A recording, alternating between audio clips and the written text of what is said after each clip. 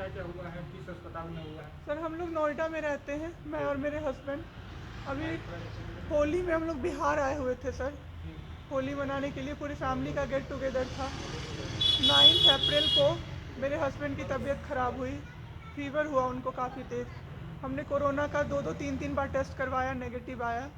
RT-PCR के लिए दिया तो वहाँ पे भागलपुर में, सर भागलपुर में थे हम लोग, वहाँ पे 1 दिन 2 दिन वेट करते करते 10 दिन तक रिपोर्ट नहीं आया। फिर हमने नोएडा के एक डॉक्टर हैं उनसे कंसल्ट किया, वीडियो कंसल्टेशन से।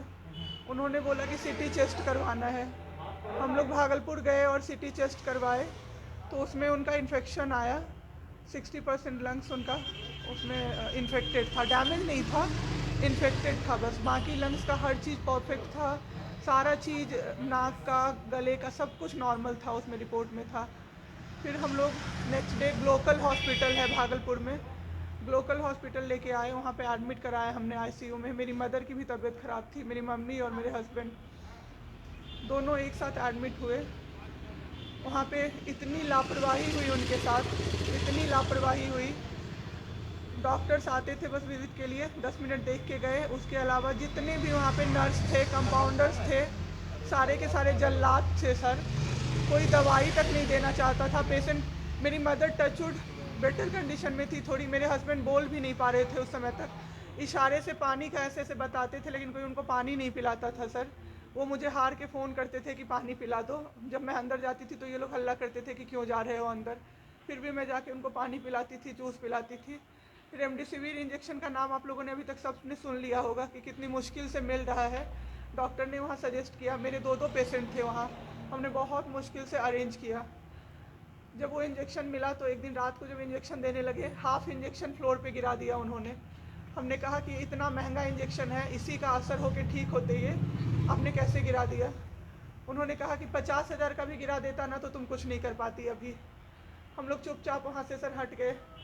थोड़ी देर बाद वहाँ पे मेरे हस्बैंड को मैंने देखा कि उन्होंने 2-3 बार पॉटी किया था, यूरिन पास किया था, कोई क्लीन करने नहीं आ रहा था सर। 6 घंटे से वो उसी गंदगी पे पड़े हुए थे। उन्होंने मुझे फिर फ़ोन किया, बस फ़ोन कर पाते थे सर, बोल भी नहीं, बस मिस्ड कॉल आती थी, मैं समझ जाती थी कि कुछ परेशानी है उनको। जब मैं गई तो मैंने देखा पूरे गंदे बेड पे मेरे हस्बैंड 6 फीट 2 इंच के सर, पूरे गंदे पे वो सोए हुए थे सर। मैंने ज़बरदस्ती सबको बुलाया।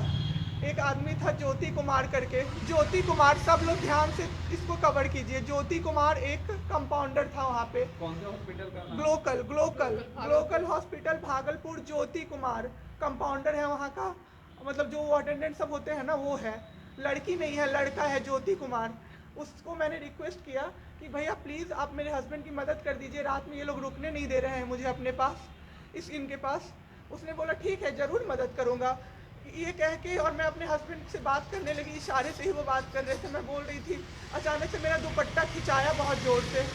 मैंने सोचा क्या हो रहा है, जब मैंने पीछे मुड़ी तो मेरे कमर पे उस आदमी का हाथ था और मेरा दुपट्टा वो ज्योति कुमार खींच रहा था। मेरी माँ पीछे से चिल्लाई, मेरे हस्बैंड ऐसे ऐसे होने लगे, पूरा पसीना उनको चल गया, कुछ बोल नहीं पा रहे थे वो।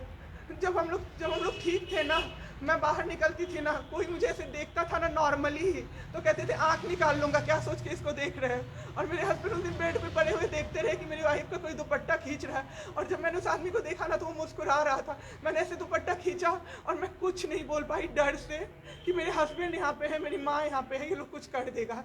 इस डर से मैं कुछ नहीं, बाहर निकली। मैं बाहर निकल के मैं दम से बैठ गई। वो आदमी मेरे पास फिर आया, मुस्कुरा के बोला मैं ध्यान रखूँगा। मैंने बोला ठीक है भैया आप ध्यान रखना। मैंने कुछ नहीं बोला उसको, कुछ भी नहीं। 2-3 दिन बाद ऐसे ही कोई कोई सुविधा नहीं, कुछ नहीं। मेरे हस्बैंड की तबीयत उस दिन से बिगड़ी जब रात के 2 बजे में मेरी मदर के बगल वाले बेड पे एक अंकल, मास्क उनका हट गया था और वो अंकल चिल्ला चिल्ला के नर्स को बुला रहे थे। और मेरी मम्मी चिल्ला रही थी जल्दी आइए ये मर जाएंगे, जल्दी आइए ये मर जाएंगे। कोई नहीं आया और अंकल ने दम तोड़ दिया। ऐसे 3-4 लोग उस 2-3 दिन के अंदर दम तोड़े हैं, बिना केयर के, बिना नर्स के आए। सारी नर्स टेबल कुर्सी लगा के सो जाती थी, कहती थी पागल हो गए हैं हम ही, अब मर जाएंगे इस कोरोना के चक्कर में, अब तो क्यों जॉब कर रहे हो, छोड़ दो, आपकी जगह कोई और आ जाएगा। उसके बाद वहाँ से ले बाई पैप वहाँ उस हॉस्पिटल में नहीं अवेलेबल था। मेरे हस्बैंड की तबीयत एक दिन बहुत ख़राब हो गई, उन्होंने मायागंज रेफ़र कर दिया, भागलपुर मायागंज हॉस्पिटल। हम लोग अभी मायागंज आए, मायागंज की और हालत ख़राब। ICU में 4 बेड था। मेरे हस्बैंड के बगल वाले बेड पे 4 लोग 6 से 7 घंटे में 4 लोग ख़त्म हुए। क्यों ख़त्म हुए? वो नर्स को बुला रहे थे, सिस्टर आ जाओ, दिक्कत हो रही है, दिक्कत हो रही है, और सिस्टर नहीं आती थी। एक अंकल तो बुलाते बुलाते उलट के गिर गए, पूरा सर फूट गया, ब्लड ब्लड, और मर गए वो अंकल वहीं पे। इतना मेरे हस्बैंड डर गए। शाम होते होते मेरे हस्बैंड की तबीयत अचानक से ख़राब होने लगी, पूरा ये सब ड्राई हो गया, एक लेयर वाइट कलर का जम गया उनके ऊपर, बहुत ज़्यादा तबीयत ख़राब हो गई। हम लोगों को समझ में नहीं आ रहा था कि हो क्या रहा था। अचानक से मेरे दिमाग में आया ना, को बुलाते रहे, नहीं डॉक्टर को कम से कम 5-6 बार मेरी बहन बुलाने गई है। क्योंकि कोई डॉक्टर था ही नहीं ड्यूटी कब हुई आपके हस्बैंड की डेथ में? परसों परसों सुनिए मेरी बात, पहले पूरी कहानी मेरी सुनिए। मेरी बहन 5 बार 6 बार गई है बुलाने डॉक्टर को मायागंज में, तो डॉक्टर क्या कह रहे हैं, यार रात में भी सोने नहीं दोगे, रात में भी सोने नहीं दोगे। जब हमने देखा जाके सर, तो लाइट ऑफ, इमरजेंसी के नाइट डॉक्टर्स का लाइट ऑफ, और सब नीचे बिछा के मूवी देख रहे हैं और सो रहे हैं, और दरवाज़ा तक नहीं खोला सर। मेरे हस्बैंड की ऐसी हालत हुई, जब मेरी दीदी बहुत जाके चिल्लाई, तब एक डॉक्टर आए वहाँ से, तो उन्होंने देखा क्या कि मास्क, उन्होंने ऐसे मास्क लगा होता है ना, उसमें एक ऑक्सीजन सप्लाई का पाइप होता है ना, वो पाइप ही नहीं लगाया था सर, बस मास्क लगा के छोड़ दिया था, ऑक्सीजन सप्लाई आ ही नहीं रहा था। जब बहुत कम हो गया तब वो डॉक्टर आए और पाइप लगाया, मेरे हस्बैंड तुरंत भी जिंदा हो गए। उसी दिन से उनके दिमाग में वो ऑक्सीजन की किल्लत का डर बैठ गया सर। 7 घंटे बिना ऑक्सीजन। 7 घंटे बिना ऑक्सीजन के रहे सर, लड़ते रहे।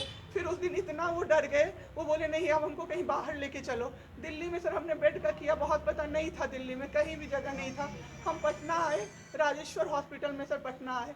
यहाँ पे इन्होंने कहा आईसीयू में अटेंडेंट नहीं अलाउड है, नहीं जाओगे आप। मेरे हस्बैंड रोने लगे कि मेरी वाइफ को बस भेज दो, वो रहेगी तो मैं ठीक हो जाऊँगा।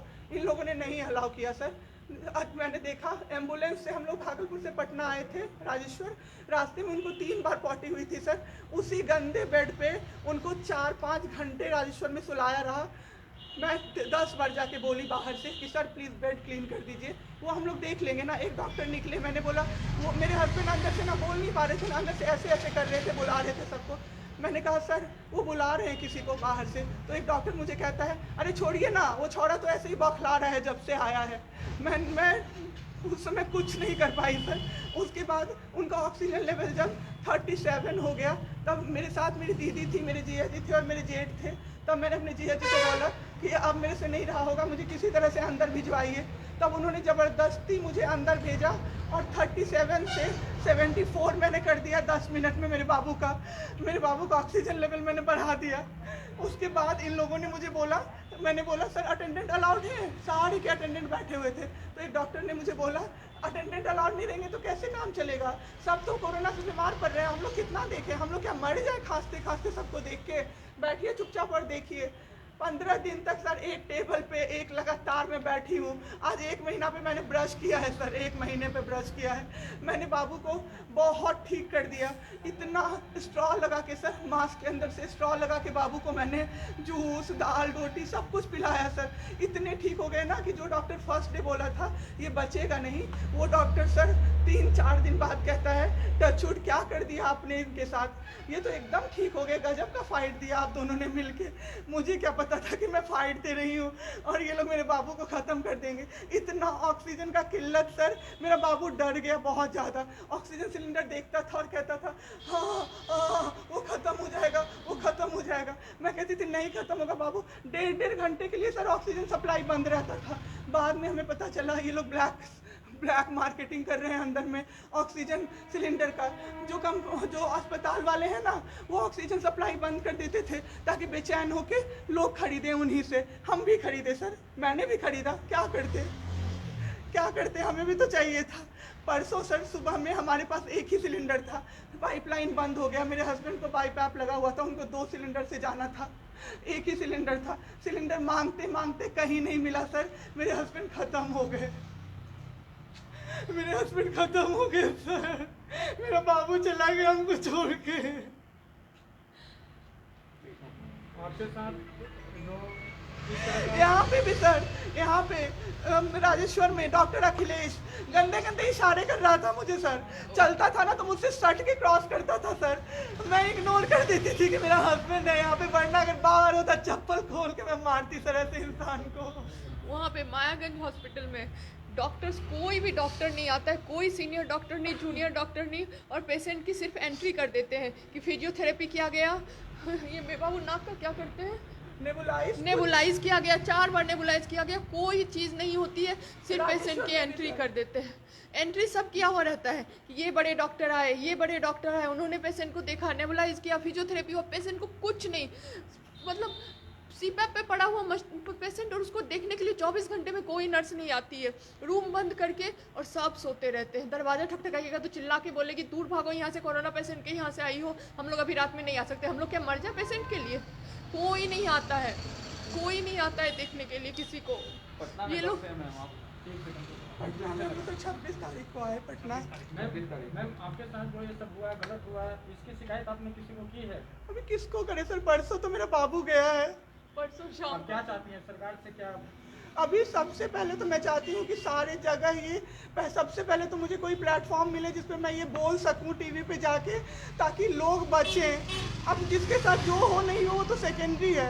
हमारे जैसे जो लोग उसमें पड़े हैं ना, जो ये छोड़ के भूल जाते हैं कि पेशेंट का ख्याल डॉक्टर्स रखेंगे, वो जाके अपने पेशेंट का ख्याल रखें, नहीं तो सब मर जाएंगे सर, सब मर जाएंगे। एक डॉक्टर एक दिन आए राजेश्वर में, कहते हैं अरे ये बेड अभी तक नहीं खाली हुआ है, मतलब ये आदमी अभी तक नहीं मरा है।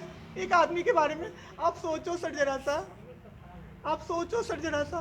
मेरे हस्बैंड को वेंटिलेटर पे नहीं रखा सर, वो शायद बच जाते। और जब मेरी एक फ्रेंड है डॉक्टर, उसने बात की कि आपने वेंटिलेटर पे क्यों नहीं रखा, तो झूठ कह रहे हैं कि फैमिली वालों ने मना किया। जबकि हमें कोई सजेशन नहीं दिया गया कि वेंटिलेटर पे आप रख सकते हो, कुछ भी नहीं सर। वो बस वेट कर रहे थे कि ये बेड खाली हो।